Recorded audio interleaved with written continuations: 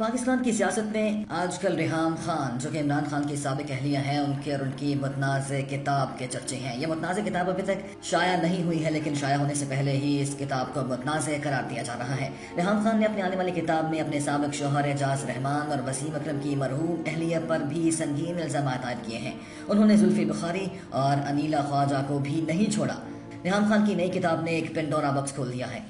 چونکہ اس کتاب میں ریحام خان نے سنگین الزامات عائد کیے ہیں پاکستان تحریک انصاف کی قیادت پر، یعنی کہ عمران خان پر اور دیگر رہنماؤں پر، انیلا خواجہ پر، جن کو انہوں نے چیف آف حرم قرار دیا ہے۔ ساتھ ہی ساتھ سابق کرکٹر سابق کپتان وسیم اکرم اور ان کی اہلیہ پر بھی سنگین الزامات عائد کیے ہیں ریحام خان نے۔ اس کے ساتھ ساتھ عظمیٰ کارکار عندلیب عباس، مراد سعید، عمران خان اور حمزہ علی عباسی پر بھی سنگین الزامات عائد کیے ہیں، ایسے الزامات جن کو شاید بتانا بھی مناسب نہیں ہوگا۔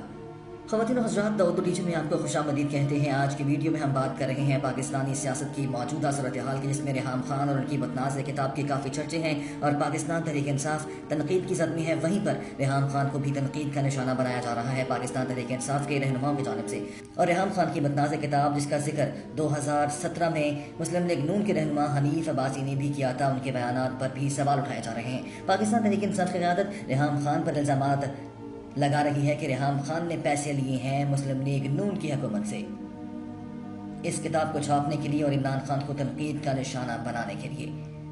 اس بات کا اظہار سب سے پہلے حمزہ علی عباسی نے کیا، جو کہ ایک معروف ٹی وی اینکر ہیں، ڈرامہ سیریلز بھی کرتے ہیں، اداکار بھی ہیں، معروف جانے مانے ہیں اور اس کے ساتھ ساتھ پاکستان تحریک انصاف کے کارکن بھی ہیں۔ اس بات کا سب سے پہلے اظہار انہوں نے کیا، انہوں نے یہ دعویٰ کیا اپنے ٹی وی پروگرام میں اور کہا کہ انہوں نے ریحام خان کی کتاب کا مطالعہ کیا ہے۔ اس کا خلاصہ یہ ہے کہ دنیا کی سب سے بہترین خاتون ریحام خان ہے اور دنیا کا سب سے گھٹیا اور غیر اخلاقی مرد عمران خان ہے۔ دوستو، حمزہ علی عباسی کے اس بیان کے بعد ریحام خان اور حمزہ علی عباسی میں لفظی جنگ تاحال جاری ہے اور یہ لفظی جنگ قانونی کارروائی میں تبدیل بھی ہو چکی ہے، قانونی جنگ میں بھی یہ بدل چکی ہے، کیونکہ ریحام خان نے حمزہ علی عباسی کو قانونی نوٹس بھجوا دیا ہے اور انہوں نے یہ دعویٰ کیا ہے کہ ریحام خان کو حمزہ علی عباسی نے دھمکیاں دی ہیں اس کتاب پر۔ اگر بات کی جائے حمزہ علی عباسی کی تو وہ بھی ٹی وی پروگرامز میں کافی غصے میں دکھائی دے رہے ہیں اور سراسر ان کا یہ کہنا ہے کہ ریحام خان نے الزامات لگائے ہیں عمران خان پر، پاکستان تحریک انصاف کی دوسری خواتین پر اور چیف آف حرم قرار دینا کہاں کا انصاف ہے۔ انہوں نے کہا کہ ریحام خان کو شرم آنی چاہیے کہ خود بھی خاتون ہے اور دوسری خاتون کے بارے میں اس طرح کے نازیبا بیانات وہ دے رہے ہیں اپنی کتاب میں، اس متنازع کتاب میں۔ ساتھ ہی ساتھ حمزہ علی عباسی نے بھی یہ اعلان کر دیا ہے کہ وہ بھی قانونی نوٹس بھجوائیں گے، عدالت میں گھسیٹیں گے اور ریحام خان کو ثبوت دینا پڑیں گے ان تمام باتوں کے جو انہوں نے عمران خان اور ان پر لگائے ہیں اور پاکستان تحریک انصاف کی دیگر خواتین پر لگائے ہیں۔ دوستوں، آپ کو یہ بھی بتاتے چلیں کہ ریحام خان نے اپنی کتاب میں یہ بھی کہا ہے کہ غیر اخلاقی حرکات تمام جو ہوتی ہیں وہ بنی گالہ میں ہوتی ہیں۔ جمائمہ کے بارے میں بھی نازیبا انہوں نے بیانات دیے ہیں اور سنگین الزامات لگائے ہیں اور غیر اخلاقی حرکات کے الزامات بھی لگائے ہیں، جبکہ عمران خان پر منشیات کے الزامات بھی لگائے ہیں۔ ریحام خان نے اپنی کتاب میں کہا ہے کہ عمران خان تمام قسم کی منشیات استعمال کرتے ہیں اور ریحام خان نے اپنی کتاب میں یہ بھی کہا ہے کہ جب بھی عمران خان سے ملنے حمزہ علی عباسی اور مراد سعید آتے تھے تو یہ تینوں علیحدہ کمرے میں بیٹھ کر پتہ نہیں کیا کرتے تھے۔ اس طرح کے الزامات، اس طرح کے گھنونے اور سنگین الزامات عائد کیے ہیں ریحام خان نے عمران خان، حمزہ علی عباسی اور مراد سعید پر بھی۔ دوستو، ابھی تک آپ نے اگر دا اردو ٹیچر کو سبسکرائب نہیں کیا تو ابھی ہمارے چینل کو سبسکرائب کریں اور بیل آئیکن پہ بھی کلک کریں تاکہ وہ تمام ویڈیوز پر وقت آپ کو مل جائیں جو ہم صرف آپ کے لیے لے کر آئیں گے۔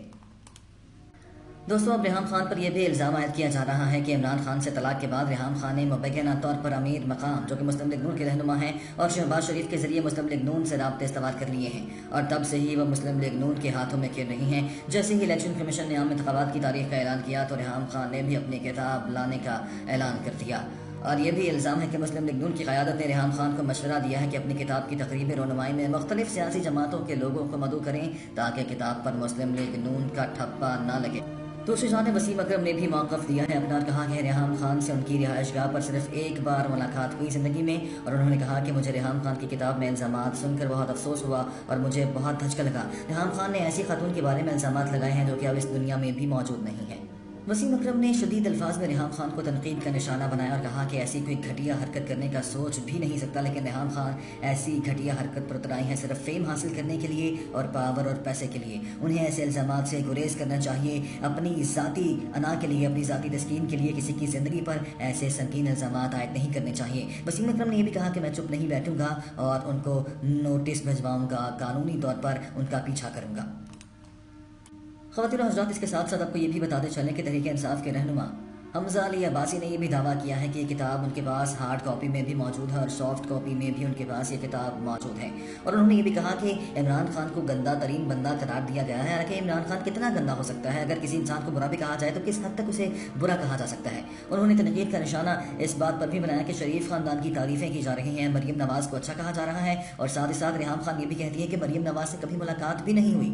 उन्होंने ये सवाल भी उठाया कि अगर इनसे मुलाकातें नहीं हुई तो इनके बारे में अच्छाइयों का कैसे मालूम हो चुका। और दूसरी जानिब अगर बात की जाए जमाइमा खान की, जो कि इमरान खान की साबिक़ अहलिया हैं, तो उनके बारे में रेहाम खान ने कहा कि मैंने जमाइमा के बारे में ये सुना कि वो ऐसी खातून है, तो किस तरह आप महज सुनने पे इल्ज़ामात और तनकीद का निशाना बना सकते हैं किसी औरत के साथ को। और दोस्तों, आपको ये भी बताता चलूँ कि मारूफ टीवी एंकर कामरान शाहिद ने भी इस किताब को पोर्नोग्राफी की एक शक्ल कहा है। कामरान शाहिद ने अपने जज्बात का इजहार किया और कहा कि रेहाम खान एक ऐसी खातून है जो कि झूठ बोलती हैं, और ऐसा झूठ बोलती हैं कि मुंह पर झूठ बोलती हैं, और इतनी ढिठाई से झूठ बोलती हैं कि अगला बंदा ही शर्मिंदा हो जाता है। ये किस किस्म की खातून है? उन्होंने कहा कि पर्सनल लाइफ को कभी भी किताब में बयान नहीं करना चाहिए, और ऐसी घिनौनी बातें, ऐसी गंदी बातें रेहाम खान ने अपनी किताब में की हैं कि वो इसे ऑनलाइन आकर नहीं बयान कर सकते। उन्होंने कहा कि रेहाम खान अगर अपनी बेटी को भी ये किताब पढ़ाना चाहें तो वो ये किताब अपनी बेटी को भी नहीं पढ़ा सकते।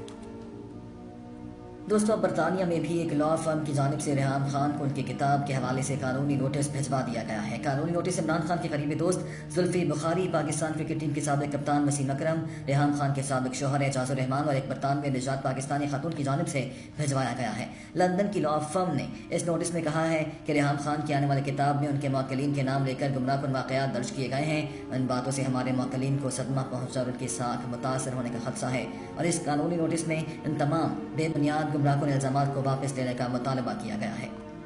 ख़वातीन और हज़रात, ये थी हमारी आज की वीडियो। उम्मीद करते हैं कि आपको आज की ये वीडियो ज़रूर पसंद आएगी। अगर आप चाहते हैं कि हम आपकी पसंद की कोई वीडियो लेकर हाजिर हों तो आप हमें अपने फीडबैक से ज़रूर आगाह कीजिएगा।